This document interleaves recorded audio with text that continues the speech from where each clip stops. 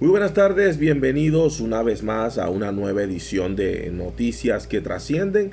y precisamente en ocasión de lo que está aconteciendo en este momento en el Kremlin. Es evidentemente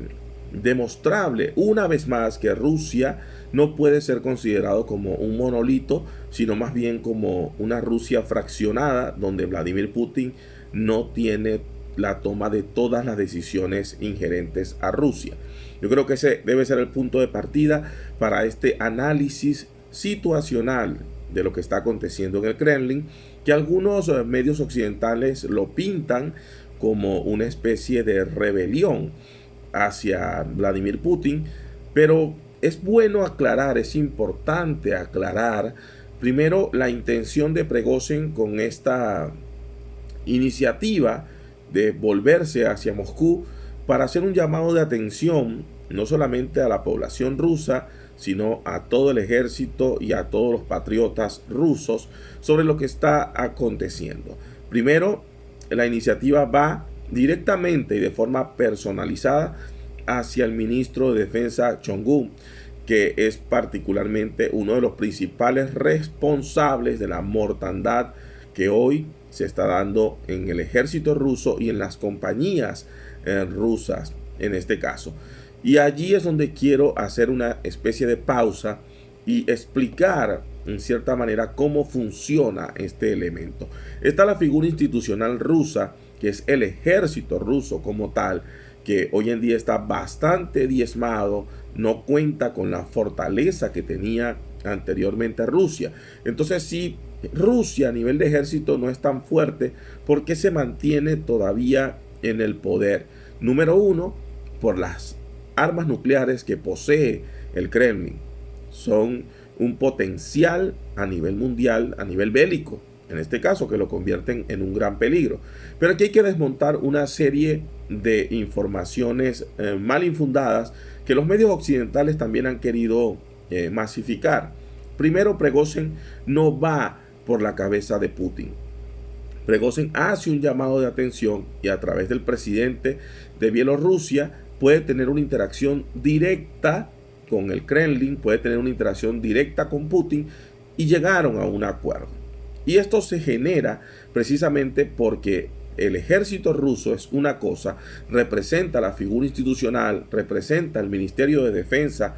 rusa, pero Prigozhin representa la compañía Wagner, como hay muchas compañías en Rusia que están compuestos ya sea por mercenarios, militares retirados o en su defecto patriotas que conforman dichas compañías y son los que le han permitido, por ejemplo, a Rusia ganar la guerra de Siria y que hoy en día están en el frente de batalla en la guerra con Ucrania. Porque sí, efectivamente es una guerra que se le atribuye de hecho el protagonismo a Vladimir Putin. Pero si vamos un poco más al historial de cómo comenzaron las cosas, vemos que la OTAN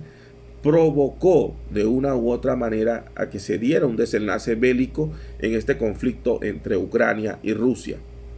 Prigozhin se vuelve hacia Moscú precisamente tratando de llamar la atención y tratando de generar directa o indirectamente una especie de revolución cultural en Rusia acerca del verdadero patriotismo, porque sin duda, como explicaba en un principio, Rusia no es un monolito. En Rusia podemos ver la aristocracia rusa, que está por un lado, que tiene un poder económico e influencia dentro de la toma de decisiones, el ministro de Defensa, que maneja lo que sería el ejército ruso propiamente, y que de hecho Chong'un estaba perfilado para ser el presidente de Ucrania prorruso una vez que se lograra la gran hazaña de que en 3 días iban a tomar Ucrania y que ya Zelensky se iba a rendir y efectivamente iban a tomar el territorio para colocar un nuevo presidente y este iba a ser el ministro de Defensa. En vista de que esto no surgió por el germen que contamina a la política a nivel global, que es la corrupción, cuando Putin ve la realidad de su ejército, cuando ve la realidad armamentística que tienen en este caso, y se da cuenta que no tiene la potencialidad que él pensaba y que el último recurso que le queda son las armas nucleares y las compañías de mercenarios como Wagner o de patriotas, por decirlo de alguna manera, que defienden a Rusia como territorio, y estos han sido abandonados en gran manera por el ministro de Defensa, aunque Putin tiene una gran responsabilidad en este abandono hacia el ejército ruso por la falta de municiones, falta de, en este caso, de el tema armamentístico, falta de insumos y falta de apoyo para estos soldados que están en el frente de batalla, que están generando algunas bajas de jóvenes que son rusos, que creen en la patria y que están dando sus vidas en favor de un bien que ellos creen que es el bien obviamente patriótico, pero que lamentablemente el ministro de Defensa tiene otros intereses de por medio, y esto no le gustó a Prigozhin. ¿Por qué? Porque están trabajando bajo condiciones paupérrimas, porque se les está enviando al suicidio en esta batalla y no se les está dando el reconocimiento correspondiente. Todas estas situaciones generaron esta rebelión que no tuvo las bajas que algunos medios occidentales esperaban, que iba a ser una especie de guerra civil interna en el país. Esto no se da porque el objetivo de Prigozhin no era una masacre total o absoluta en territorio ruso, sino que más bien era un llamado de atención al que el Kremlin, hizo mucha colación y le prestó atención, utilizó como intermediario al presidente de Bielorrusia.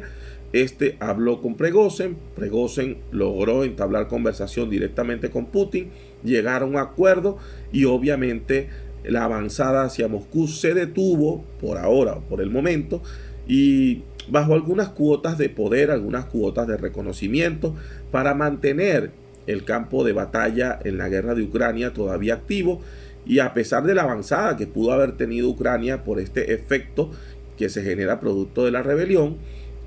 sin duda alguna la compañía Wagner es una de las principales, si no la número uno en el mundo a nivel de batallas, de lucha y de guerras en este caso.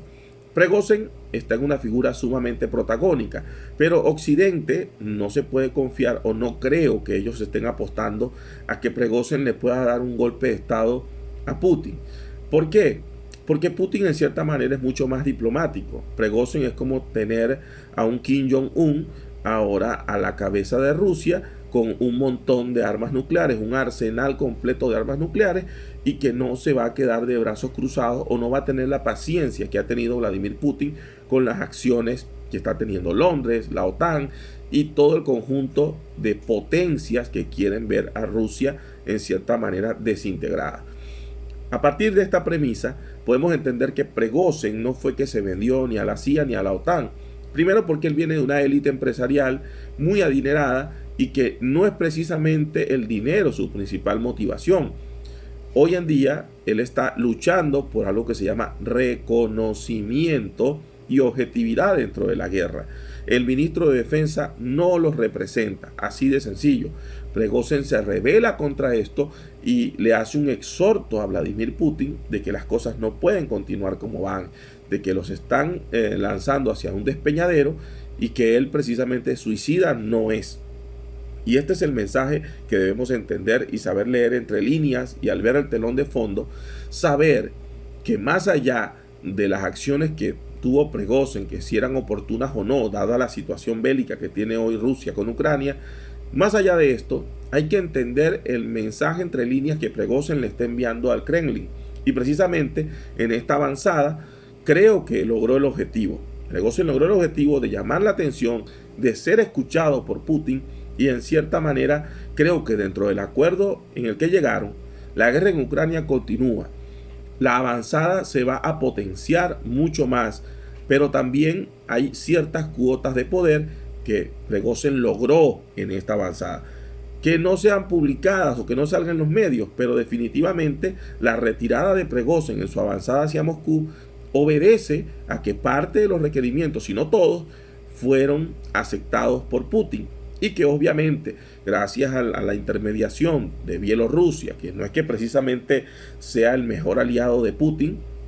pero sí fue en este caso quien le devolvió el favor en este momento a Vladimir Putin de conversar con Prigozhin, de hacer una interacción para poder salvar en cierta manera a Rusia de una guerra civil entre ciudadanos rusos en este caso. Y particularmente creo que ya el entendimiento que tuvieron Prigozhin y Putin va a llevar a una avanzada distinta y estratégica. Yo creo que Putin, lejos de salir debilitado de todo esto,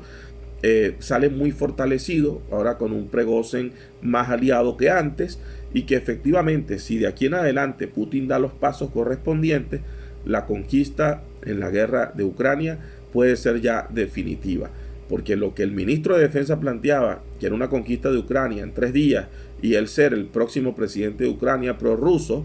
eso no se dio bajo ningún concepto, y quienes están dando la cara una vez más es la compañía Wagner, a través del liderazgo de Prigozhin y de todo el ejército que le acompaña. En Rusia funcionan las cosas así. Está la figura institucional, que es el Ministerio de Defensa, el ejército ruso, que hoy está muy débil, muy golpeado, muy debilitado por temas propiamente de corrupción, y ese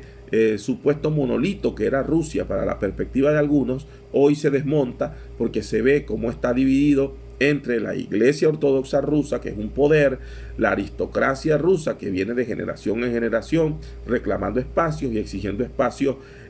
hereditarios de una u otra manera, la banca liberal financista rusa que existe en Rusia, y que obviamente son los que tienen a Rusia en la condición económica que hoy padecen a través de la situación económica que atraviesan y se agudizó a través de la guerra. Y por último, lo que representa Putin, que Putin representa esa cuota de lo que queda, de lo que sobrevivió de la Unión de Repúblicas Socialistas Soviéticas, a pesar de que Putin ni es comunista, ni tampoco es socialista, y que Putin representa un resurgimiento de una Unión Soviética, si se quiere, 2.0 o actualizada, pero que está muy lejos de ser alcanzado dicho proyecto. Entonces, aclarando una vez esto, primero, Prigozhin no fue una figura, o no es una figura que va a destronar a Putin del poder. Para muestra un botón que ya hubo un diálogo y un entendimiento.